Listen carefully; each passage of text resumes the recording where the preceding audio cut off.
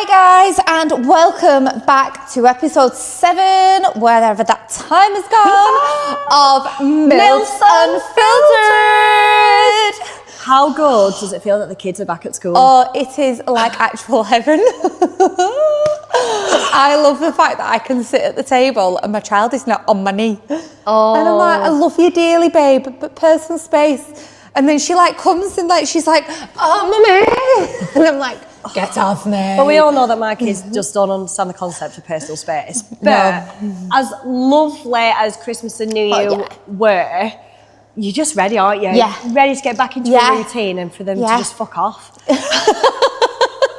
Yeah, and it's like, I love that build up to Christmas and I love that limbo bit in the middle. But then like, just after that limbo bit, when it's New Year and we've packed the decorations away and they're a bit like climbing the walls. Yeah. And you're like, right, you need to go and do some maths. Or some English, or you be somebody else, do some learning. Somebody else's issue from 9 till 3, please. So any goss? We're well into 2026. We are. Goals are set. Vision boards are made. The vision boards How are has made. the first week or so of 2026 been? Oh, it's so exciting. Like, I just feel like there's so many different opportunities that are like pinging up, like a little game of whack-a-mole. So I've signed up to, well, I've emailed through to a woman who hosts various wedding events across Lancashire. So I'm doing at least 3 sort of smaller wedding events at locations and then one of the big wedding shows. So I'm just deciding between Liverpool, the Lakes or the Northwest one. Which my bank balance was like, ugh, as I was paying for them all. But also I was like, this is like big opportunities. So do you need anyone to help you on these events? Yes, I will. Yes, I will. I could be your helper. You are going to come and be my second in command. Oh my God, that means you are going to have to sort of organise me. Of course. You need to get your spreadsheet out. Yeah. You just tell me what to say and do, and I'll say and do everything you need to do. I am good at sales though, so I'll be pretty good. Well, there we go. We'll be a dynamic duo. Yes. But that's really exciting. Yeah. That is really putting yourself out your comfort zone. It is. And some of them aren't that far away either. So I'm like, the timeline is there, so I've got to get my back against the wall, get some stock made, get things to take as samples for people to see, varying in colours, styles, different things. But I just thought, you know what? If I don't do it, I'll never do it. Exactly. So that's my goss for the week. Oh, that's really exciting. Well, mine's just January, New Year, New Me people. They've obviously academies launched. It's been a fantastic launch. So I'm really in the depths of just really focusing on my business, on just getting those goals really accomplished in 2026. The goal for me is more business orientated this year. You've laid the foundation. Exactly. Now it's time to build those walls. Build the business, build a community, and just keep bloody growing. I just love what I do, and the community that we already have on the team, it's amazing, and I just want that to grow and flourish. So I've been very busy behind the scenes of getting everything ready for the academy, new clients on board, but I'm feeling good. I'm feeling like this year is the year of growth for the new you and the team. Well, like I say, the team, the community and stuff. So really, really looking forward to that.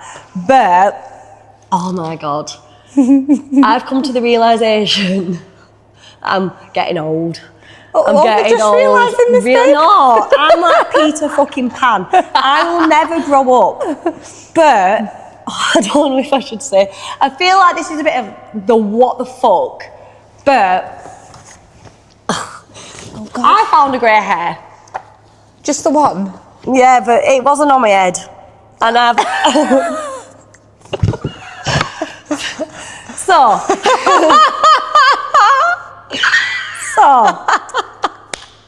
I was due to get a wax done, which obviously I go get a wax done every 6 weeks. Now, I'm not saying it was an absolute forest, but after 6 weeks of growth, there's a bit of something there. So I don't know if anyone else does this, and I hope to God people fucking do.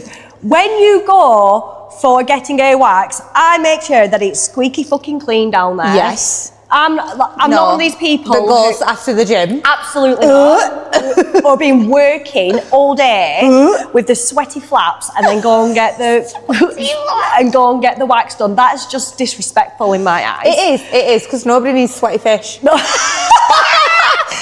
But so anyway, I'm getting ready. Having a shower, squeaky fucking clean. I'm like, what is that? What is that? Fucking grey pube. I found a grey fucking pube. Now I don't know what's worse, like finding a grey hair or a grey pube, but for me it was the pube. I think I'd rather have taken a grey fucking hair, because grey hair just pull out. Trying to get one of those fuckers out. Do you know though that they say if you pull one out, 3 more grow back? Don't say, oh my god, I'm gonna end up with a grey bush. I'm gonna have to need one of those Kardashian things to come out to get a dye. It was, and for me, it was, oh my god. I mean, it's a good job it all comes off anyway, so I'm not going to see them. Yeah, but well, that was the realisation. You're like a dolphin from the brows down, babe. But when I go and get my hair done, every time I go, I will say to my hairdresser, any greys? Because I do want to know if she was like, no, you haven't got any yet. So I'm like, thank the Lord. Oh, he's only gone and cursed me down on my bush with grey pubes. I was mortified, Emily. I was absolutely mortified. Haven't told Dave. Well, he knows now, but I was mortified. Tweeze that fucker out. Oh my which god. well hurt, by the way. That's literally just made my whole vagina go. I'm not going to. I am not being led there with my legs open for her to say, oh, we found a grey pube. Fantastic. Mortified. So that's kind of my catch up in life. I found a grey pube and it made me realise that I'm getting older. So, but it's a good job. It just all comes off anyway. But do you know when you think, shit? Yeah. I mean, I can't say I've recently inspected all right, we don't know that you've not got a grey pube, so let's. Well, I mean, but we're both like dolphins from the brows down, so we're all right. Oh, nobody needs to. That was like the only drama, really. I mean, that's some big drama. That. But if that's the only drama that I've got in my life, it's pretty fucking good, to be fair. So, but yeah. Oh all right, grandma pubes. Great. Oh, fuck off. I'm going to change it to grandma pubes in my phone. Please don't. Please don't. We might no longer be able to be friends if you call me grandma pubes. I just hope no more come. Honestly, if it grows back after this time round and the forest of grey, I'm getting just for men, or if I'll have to die, even though it's coming out. I couldn't. No. Well, on that note, should we dive into our bodies under pressure episode? I feel like it fits quite nicely with your grey pubes. The pressures of having grey pubes in your mid-30s. Just get it all off. So we are diving into where that pressure comes from. Is it social media? Is it society? Is it our peers? Is it our own expectations of ourselves, and how we can cope with this? Now, I think a lot of people will be feeling this. Obviously, we're a few weeks into Christmas. We've got people on the New Year, New Me trend. But I also know that people are going to be stepping on that scale, looking at their body and going, what the hell have I done? I am that person. I stood in front of the mirror the other day and was like, wow, you are like a bowl of jelly. Oh, no, you're not. Everything wiggles. Absolutely. What have you done this Christmas? But this is the thing, what's really hard is that Christmas and times like Christmas, it doesn't happen every bloody week. No, it doesn't. And it is a time to be enjoyed. Now, there's a difference from absolutely letting yourself go and gaining like half a stone, which is obviously what a lot of people do. Eating. It is, but people do. And I'm talking all of December. Some people go straight from December all the way through to a month of drinking, eating. Yeah. It could happen. A lot of it wouldn't be fat, but a lot of it would be weight gain. So I understand that people will be feeling that way because they might have overindulged. But if you can go into the new year, like I said, this new year, these next few weeks of trying to establish some habits and a little bit of a healthier routine, you'll start to feel a lot more better in yourself. But I do think the majority of people that don't sustain their New Year resolutions and don't continue on a fitness journey or whatever is because the absolute pressure of it. Whereas maybe people aren't ready to start in January. No. Maybe they're not mentally in the right place to start. Think sometimes as well we fall into that comparison trap of, oh my God, everybody has New Year, New Me resolutions and gets into fitness, so I need to do it. And then you end up doing things that you don't necessarily want to do, or because you're comparing yourself to somebody, you use that as your motivation, and motivation fades pretty fucking quick. It really does. And obviously, this isn't just a plug for the Academy, but what is great about the Academy is that there is a community of people who are motivating you and keeping you accountable. And I think what a lot of people don't understand is that, yes, you can have, you know, discipline and you can have that motivation at times, but when that motivation drops, and sometimes your discipline goes with that, you need that motivation or a support system that can kind of get you through it as well. And the accountability helps massively, which people really do underestimate, the power of accountability. And I think people underestimate the impact of that post-Christmas slump. Yes, it's a new year, and yes, it's fantastic, and it's new beginnings and things, but people skint. It's fucking freezing. We've still got dark nights and dark mornings. And I think people go, oh yeah, I can go for a run, but then the reality of it is that realistic? And then that's when it dies off a little bit as well, and then they're like, oh well, I'll try again next January. But I also think people just follow, people are a bit like sheep, and they'll see what's worked for some. No, I weren't meaning fluffy. I was meaning that they kind of follow the trend, and they follow, or they'll see it influencer, or they'll see someone that maybe has gone on a fitness journey themselves and look mega and think that's what I need to do in order to do that. Now, some people start the gym but then realise that, one, they don't know what they're doing, two, they can't afford a personal trainer to help them, maybe can't afford coaching or anything like that, try to do it themselves, realise that they don't fucking like going to the gym, and then they stop. It's not for some people. Whereas I'm someone who genuinely believes, I will always say strength training is something that everybody should do. Not as much as I do, but incorporate a little bit of strength training into whatever routine they do. If they love swimming, if they love doing something like that, do something that you can sit with consistently and you enjoy. Sometimes there's like a stigma, isn't there, around like classes, but actually sometimes it is easier to go to a class where somebody's done all the planning, you've just got to follow the instructions and walk away. And if classes is something that gets you going, if you're somebody that perhaps is a single parent or works from home on your own and you miss that communication with other people, going to a class can bring that community element as well.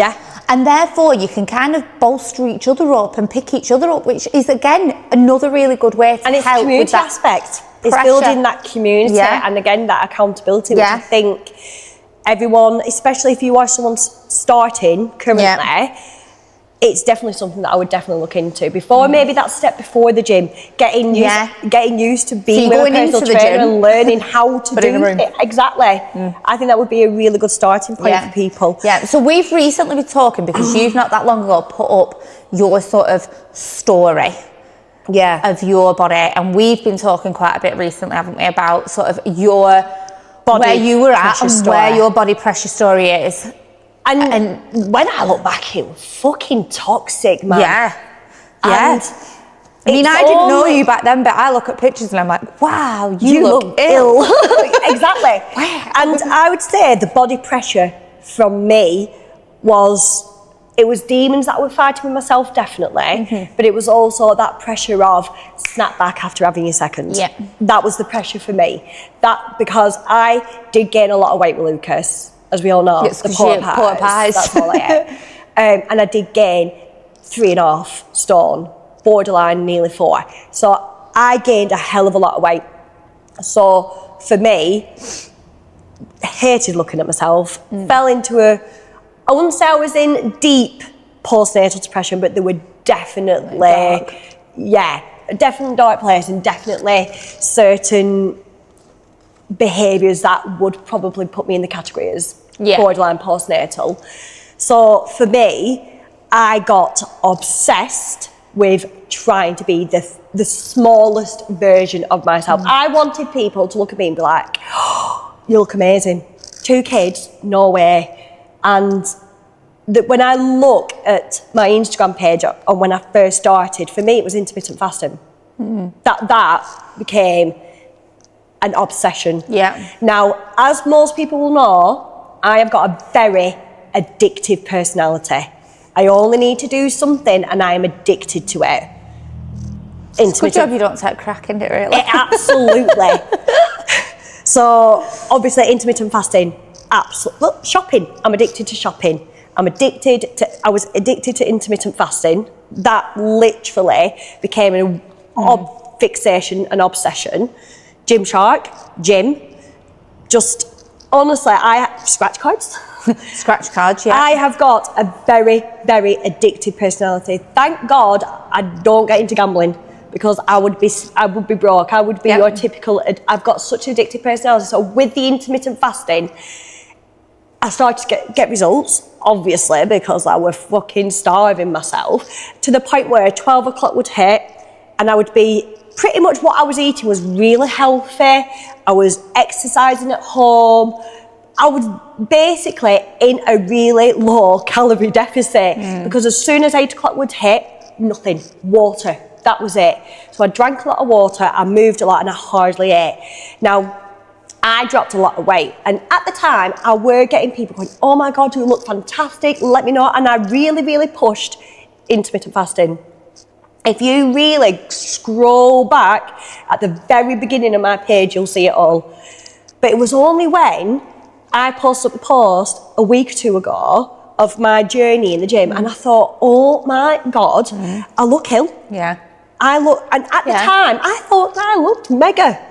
I was chasing a number on the scale. I think the pictures that I've shown you, I think I am like 8 and a bit stone, if that. Wow. And for me, at that time, I thought I looked mega. Whereas now, I look at it and I look, how ill do I look? Yeah, you do. You do. And you do.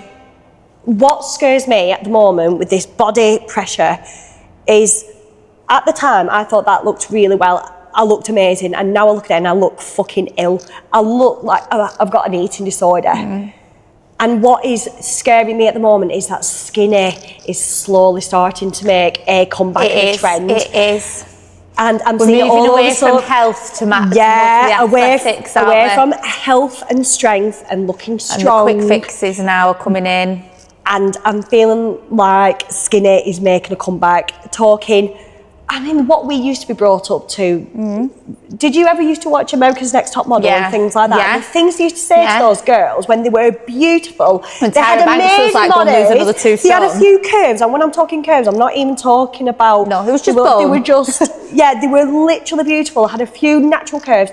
They were told fat, you need to go on a diet. You're too fat. You're too this, and I think that's why people, especially our age, struggle with our body, and we struggle with. And we are always trying to chase the tiniest version of ourselves. Yeah. See, I know obviously, I grew up in the dance world as a young girl. So there was this stigma of what you look like dictated whether you got that role or where you stood in that formation. Wow.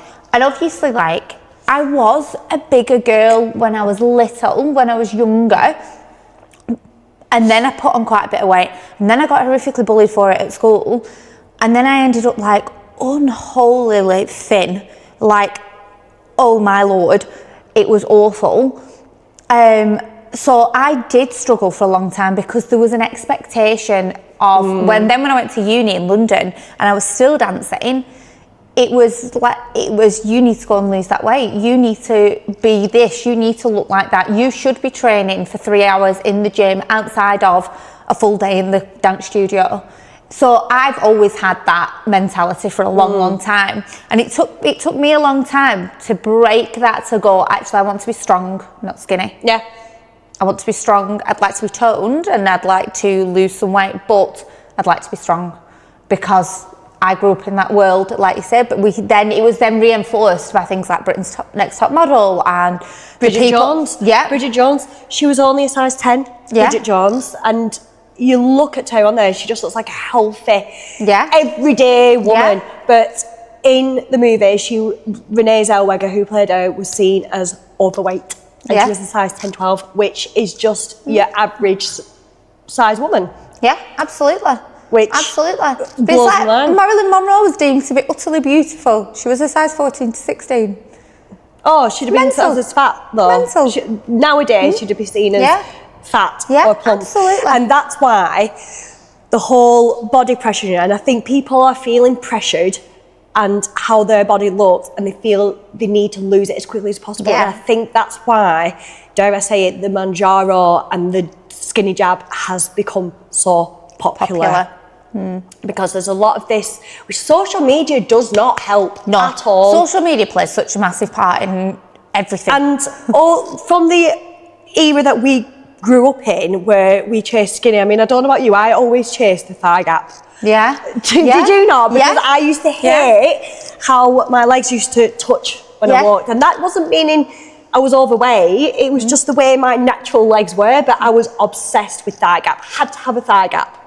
And I think with social media as well now, because we've grown up in the era of chasing the thigh gap and chasing the smallest version of ourselves and the tiniest number on the scale, when it came to strong, being more focused on your strength training, focused on the gym, that was deemed as you're going to get manly looking.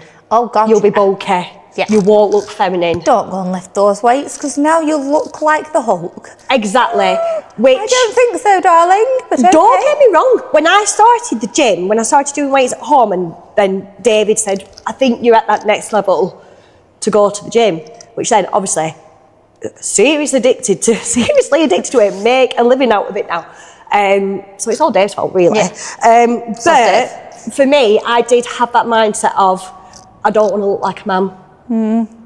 I don't, and even though I get some comments from men with really tiny penises saying that I look like a man now, it's still... It's that massive schlong.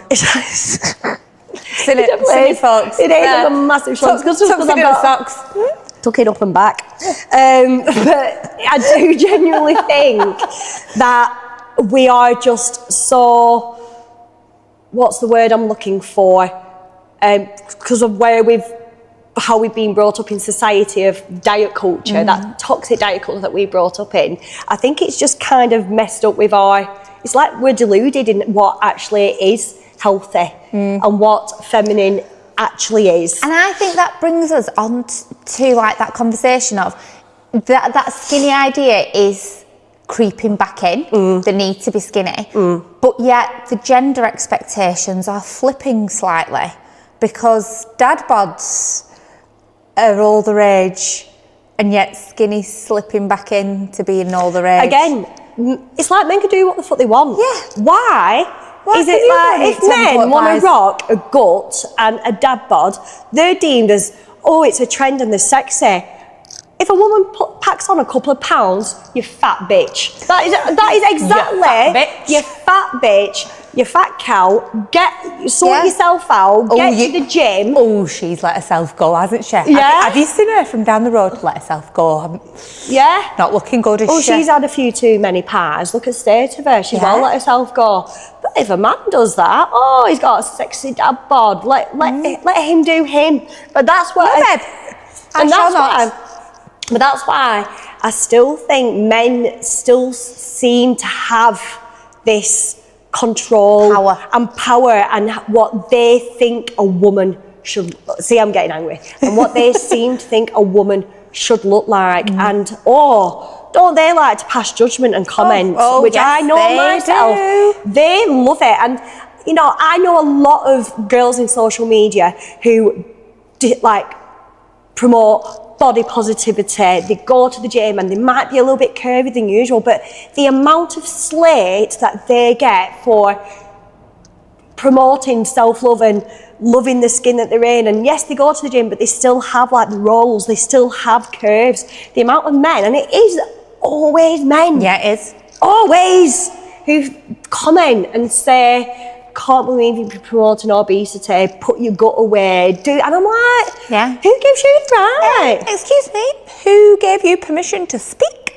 And I hate to say this, and I am going to say it, but I do think the way that women are programmed on how they want to look and chasing a certain body look, whether it's skinny, whether it's strength, I'm not saying that they do it for themselves, don't get me wrong, but I also think it's the pressures of society. And when I mean society, I mean men.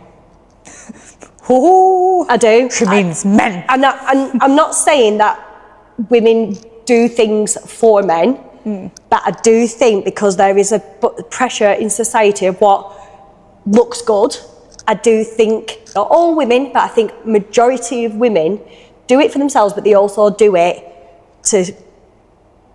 for not respect of men, but just... It's almost like that's their way of earning their place in society, is by meeting that criteria. And you don't have to. Jesus Christ, you shouldn't do it. Jesus. For anybody else, especially not for a fucking man.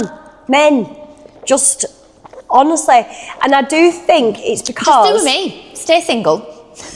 But I genuinely think that there's so much pressure on women to look a certain way. And things like Love Island, don't get me started on Love Island. When are they going to get normal fucking people in that place?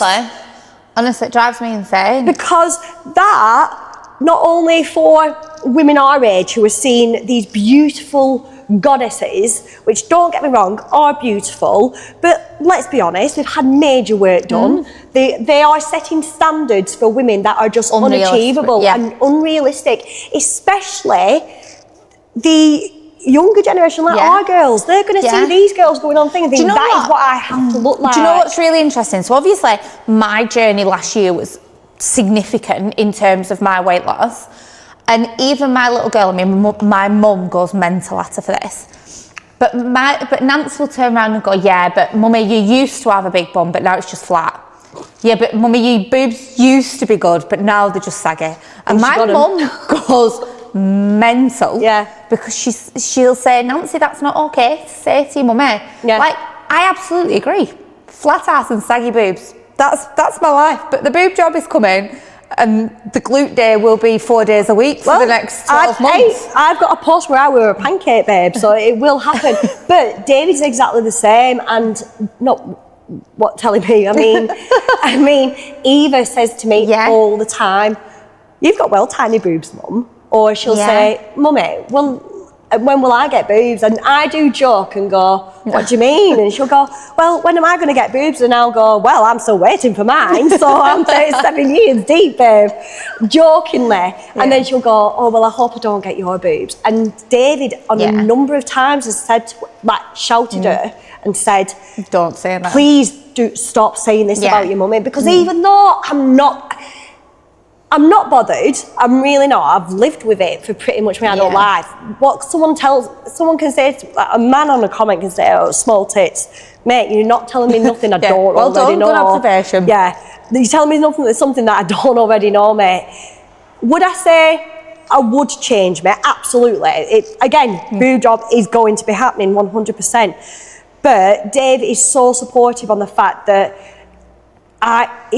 he's got to prepare Eva, because genetically she could end up with no boobs, but in her little mind, if she a woman looks a certain way, and it's from things like watching Love Island or seeing clips or like videos from songs where they all look a certain way. And so Dave's always said to her, "Stop saying that to your mummy. You can't be saying that." And it's true.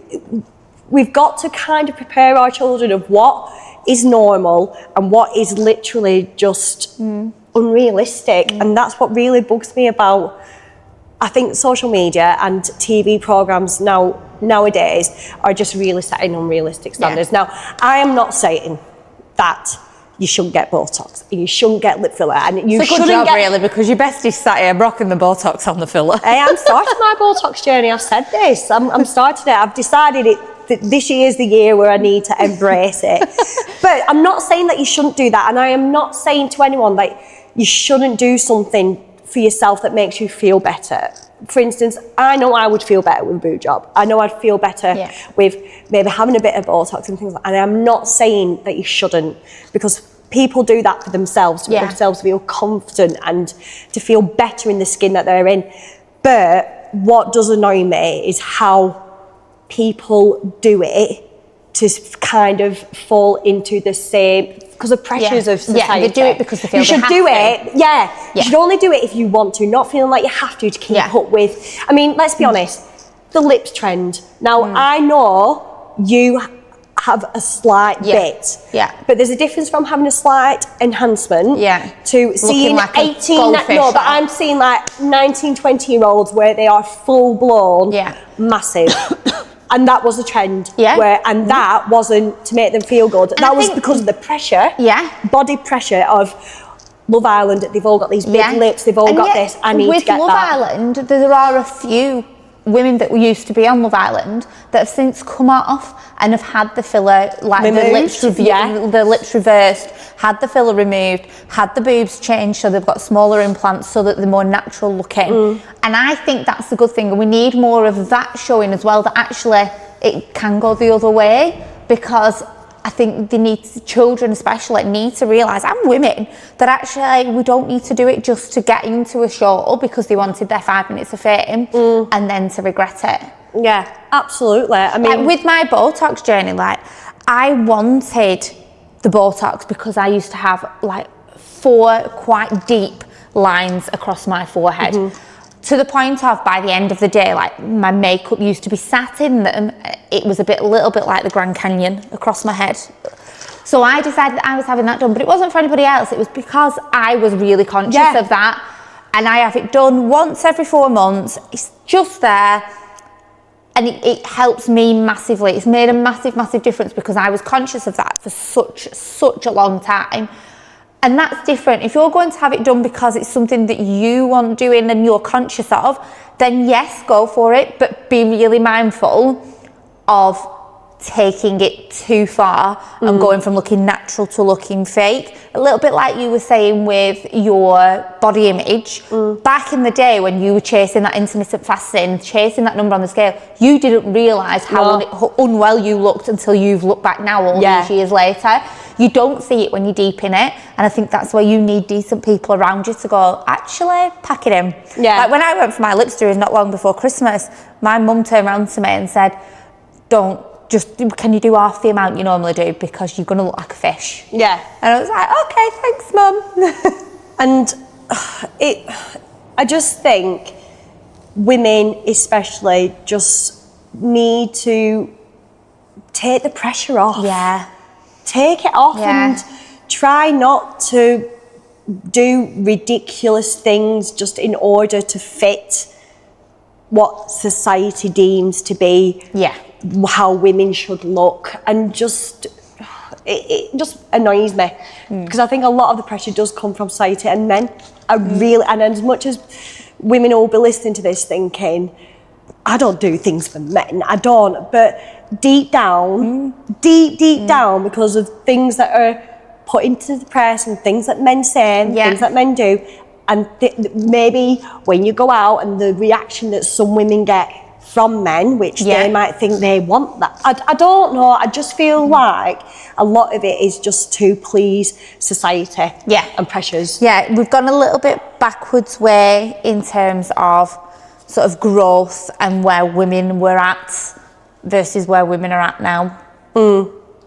I think. I just don't want it to go. I think we came so far with the gym and seeing strong women, and that is the one women with thing. Size. Women that had power legs. Strong, powerful legs. And we did go through that trend of strong is beautiful. Seeing women absolutely taking over the gyms and in the weight section. There were so many funny memes about guys that had these massive broad shoulders but were in the skinny jeans, and these women that had real solid amazing, toned, muscular thighs and tiny top arms. And there was that real funny meme period where that was what that was. Like, guys were in skinny jeans, girls were rocking the big baggy wide leg pants again because that's all they could fit their asses in. Yeah. And it was brilliant, but now we're slipping back into that. I'm seeing a lot, and I think a lot of it is the Manjaro effect. Because a lot of celebrities have started taking it, which has then triggered the trend. Yeah. And I just don't want us to go backwards when we've made so many strides forward of having women being strong and still being feminine, and that body positivity as well, which I don't know. It's really, really tough one, but I just hope that we don't end up going back to toxic. Yeah, toxic skinny. Toxic skinny, exactly. Are we on game time? We are on game time. We are. Body myth busters. Body myths busters. So true or false of the statement. So, do you want me to read them, or do you want to do one and I do one? You do one and I'll do one. Right, are we ready? You can target fat loss in specific areas of your body. False, but wouldn't it be lovely if it was true? Love that. That's the one thing that I get asked a lot. Yeah. I just want abs. I just want to lose it from my stomach. I just want to lose it from my arms. Yeah. And I'm like, babe, my bingo wings. if I had £1 for everyone who asked me that, I said I wouldn't be doing this job and I'd be a millionaire. It would be good, but definitely false. It's definitely false. It's one of the things that everyone wishes, and everyone always says to me, but when will it happen? When will I lose weight from there? And I promise you, when you start a fat loss journey, you lose it from everywhere that you don't want to lose it from first. 9 times out of 10. Your back, I'm like, look at your back, and they're like, Gail, I don't want to lose it from my back. I want to lose it from my butt. I want to lose it from my waist. I'm like, yeah, but your back is looking really good, and like your face is always first one to go. Your neck, chest area, upper body. Tits, they are the first ones to go. Many a pair have been sacrificed. But honestly, I do, and everyone thinks if they do 1 million abs a day, they're going to end up with abs. Yeah. And as much as I'd love to say that's true, you will end up with a strong core, and you will end up, I'm not saying you wouldn't get muscles there, and eventually as you start to, strip away that fat, you will have ab definition, but just by doing 100 crunches a day is not going to burn the fat. And if you're following anyone who tells you to do that, or these stupid bloody TikToks that say how to get a killer abs by doing these workouts, no, in the next 3 days, you're not going to. You'll get a strong core, but you ain't gonna. It doesn't happen. If only. Oh, I love this one. Muscle weighs more than fat. If you have £1 of muscle or you £1 of fat, they weigh the fucking same. Do you know what? I used to, back in the day, I used to do the old age slimming world, and I used to sit there in meetings, and Deirdre would be sat in corner going, oh, well, I've put on 2 pounds this week and I've been to the gym lots. And then bloody Barbara would be sat there eating one of her fucking cookies that she brought in going, it's all right, babe, it's because muscle weighs more than fat. Wow. Shut up, you silly cow. No, it doesn't. Now, the reason why a lot of people think that muscle weighs more than fat is that the fact that they don't, it's just that when they've been to the gym, they are tearing those muscle fibres. And what happens is that those muscles swell. Yeah. So now I'm not saying that they weigh more than fat, they definitely don't, but it's the process of what you're doing in the gym, of your muscles swelling, is the reason why people, I'm not saying that's why, but I do think that's one of the reasons why, then they step on the scales and go, oh, it's because muscle weighs more than fat. It's not, it's just the fact that your muscles are a little bit swollen from all the work that they've been doing. So, anyway, oh, great one. Lifting weights make women bulky. Yeah, you do look like a proper man. I do. It's well, false, man. by the way. It's false, by the way. It is absolutely false. Now, are there women that can look masculine? Yes. Yes. There are women that choose to take supplements. That's exactly in what order to get that masculine look as well. Going to say. So when women say, they look at these mega body lifters and think they look manly. And the ones that are extremely muscular have quite defined jawlines. Adam's apples are starting to show. They are getting deep voices. Yeah. They are on enhancements to do that. They are not natural. And I think that's why women get scared. Yes. Because they think taking creatine, taking protein, going to end up like that. Now, again, people do. You do you, babe. If you want to take enhancements, You go, Glen Coco. and you want to get to that point strength-wise, the way you want to look, absolutely, you do you take that enhancement. But again, you've got to be prepared for all the other side effects. Absolutely, 100%. absolutely. Sounding like a man because you're getting a deeper voice. You're becoming more broad, and yeah. So can women look bulky? Yes, but it's not through just going to the gym, doing things naturally. No. That's all I Right, I'm going to miss this next one because you covered it in the first one. The afternoon workout. So we're going to go all calories are equal. I wish this would have been true when I was at uni.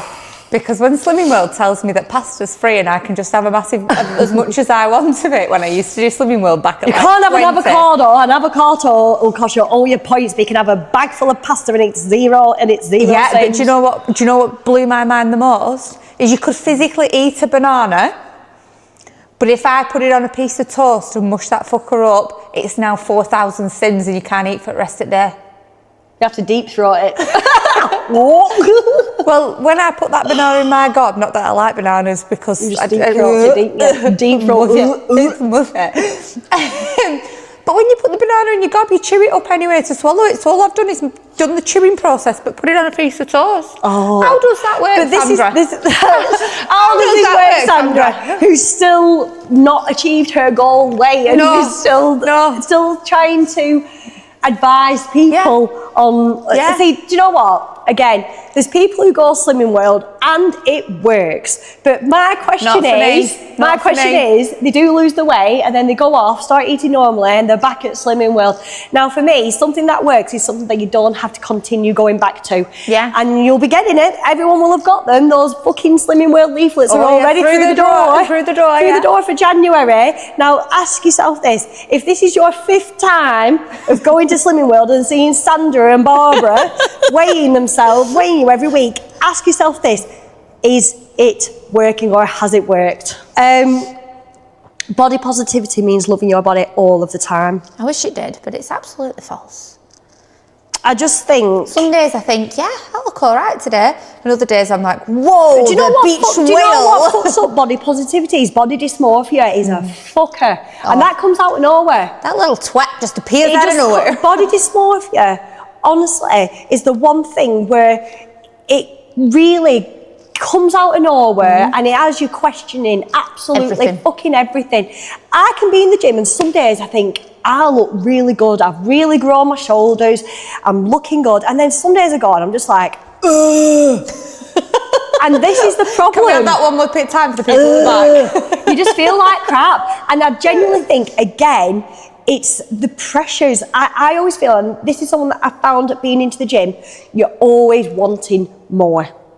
So when these people are on this weight loss journey, however you've chosen to do it, when you get to that point, you still won't be happy because you'll be pursuing something else and then something else. And that's where I feel like I'm currently at. Most people would think, I'm fine, I don't need to do anything else. But now I've got to this point, I'm like, I want bigger biceps. I want absolutely massive shoulders. I want a big bund. I just want growth. I want to be massive. But then, again, it's getting to that point of being in the depths of it and not seeing. Yeah, so you don't see how far you've grown because you did a video and I messaged you, didn't I? I was like, fucking growth on that back, lady. Exactly, but you don't see it at the time. Because body dysmorphia comes in, and when you think you're doing amazing, it's like it comes in to say, I'm bringing you down a peg. Get back down. Rounding you back the fuck down. You can't be enjoying and loving how your body is right now because I'm gonna like, you know, make it, bring a bit of reality into your life, bitch. You can't look this good. You can't have this body positivity because I think you're always striving that little bit more. And I think that's where I feel as when you're on this kind of journey, it just never ends. No, it doesn't. It doesn't. Finish off before we do our what the fuck of the week. Own top tips for body positivity. What would you say your top tips are? Accepting that there is no such thing as perfect. and what you might deem to be perfect is probably going to be enhanced in unnatural ways, and therefore don't aim for something you're never going to be able to realistically achieve without all the extra cosmetics. I think that was a big one for me, because when I was on my weight loss journey, I was using comparison pictures. I was looking at people going, I want to get there. And I know that they've had a boob job, they've got time to go and train 14 times a day, they've got their own chefs because they're like multimillionaires or celebrities, or they've had this done, or they've had that done, or all these photos that you're actually comparing yourself to are all airbrushed. They're all airbrushed, they're all been put through Photoshop and edited, and therefore you're chasing something that's not quite real. So I think that would be my big one, is to remember that. Keep that in the forefront of your mind. Yes, you can want to be better, look better, work harder, get stronger, get more tone, do this, do that, but remember not to compare yourself to a picture that's been put through Photoshop. Absolutely. And for me, I think if you are on social media, and a lot of people use social media for inspiration, don't they? And you could get into that comparison trap of trying to be like someone and comparing your body to someone else. But for me, follow someone that you can relate to. Follow someone who doesn't bring you down, and you don't look at them on social media, and then because you're looking at them, you're then picking every little flaw of yourself. Oh, I don't have boobs like her, I've got cellulite, I've got stretch marks, I've got this. If you are following people, which this sounds awful, if you're 37 and you're following a 27-year-old online, what the fuck are you doing? That's going to make you, it's going to make you feel like shit. It is. So follow people your own age, follow people that you can relate to, and follow people that actually inspire you instead of bring you down. Absolutely. Definitely. Now, my what the fuck of the week was obviously the grey pube. So do you have, what's your what the fuck of the week? Do you know what? I feel like my what the fuck of the week has been in the last week. Petrol. It's going to sound a really, really random one. Really random about body positivity, but we're going straight to fucking petrol. What? Petrol doesn't seem to go anywhere these days. Now, this might be because my brother has been home over the Christmas period and driven my car, and it looks like from the outside that he's driven it on some sort of rally track. But why does my petrol not go as far as it used to? And it really hurts my head. Why is it so freaking expensive? Well, yeah, because I remember when I first learned to drive, and the world went mad over the fact that it was now £1. It was now I remember when it was like 80, 90. Well, you also remember writing on slate, babe. Fuck yeah. But yeah, that's my what the fuck of the week. Why does petrol not get me anywhere these days? I take the petrol over the grey pube. Well, I mean, we can't have it all, can we? I feel like I need to go on and inspect. Don't everyone will be checking the vaginas for grey pubes, or they'll be like, oh my god, what? I haven't got a grey hair, but now I've listened to Kayla, I think I'm going to have to check my pubes. Anyway, on that pubing up, from our pubes here. I hope whatever everyone's 2026 goals, I hope you are continuing to smash them. I hope you aren't comparing yourself to anyone online and really focusing on your journey and speaking to yourself as positively as you would if you were talking to a friend. And this is what this podcast is all about. So again, as always, 2026 is going to be a massive year for this podcast. Yay! We are manifesting big things. So as always, thank you for your support, your likes, your shares, your streams. If you want to follow us and listen, you follow us on MILFs Unfiltered Pod. I got that right first time. How good is that? Well done, babe. And as always, please drop comments. Please engage with anything that we put up on social media, because we want you to be as fully involved as possible. Without anything else, we will see you on the next episode of MILFs Unfiltered.